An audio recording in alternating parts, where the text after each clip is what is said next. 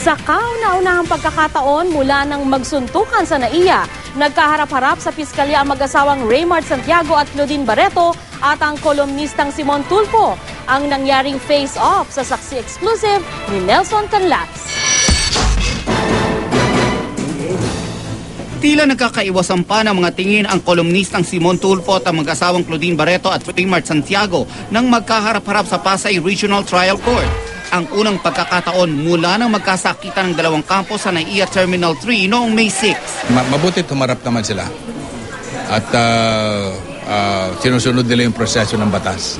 Halo-halo yung nararamdaman namin. Siyempre bumabalik yung alaala ng ginawa niya sa amin. Nasa korte na to at yung mga lawyers na rin ang bahala doon.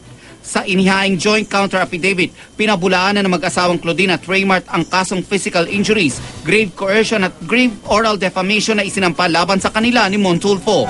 Kalakip ng kontra sa laysay ang kopya ng ilang internet-based articles at TV programs na nagpapakita umano na paiba-iba ang pahayag ni Tulfo.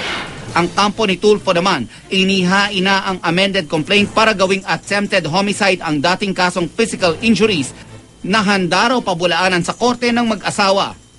Sa isang punto ng pagdinig, iginit ni Santiago na wala siyang sandatang dala nung nagkasakitan. Hiniling din ng kampo ni Tulfo na isabina ang ilang saksi, kabilang ang customs personnel na si Marlon Atenco na nag-upload umano ng isang video ng awayan sa YouTube. Kasi kasama yung airport police, yung Blue Guards, tapos si Marlon Atenco.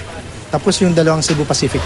Wala ho probative value yung mga video na sinabmit nila kasi hindi ho nila na-authenticate. Wala ho silang taong pinesenta dito sa prosecutor na nagpapatunay na siya ang kumuha ng mga video na yon.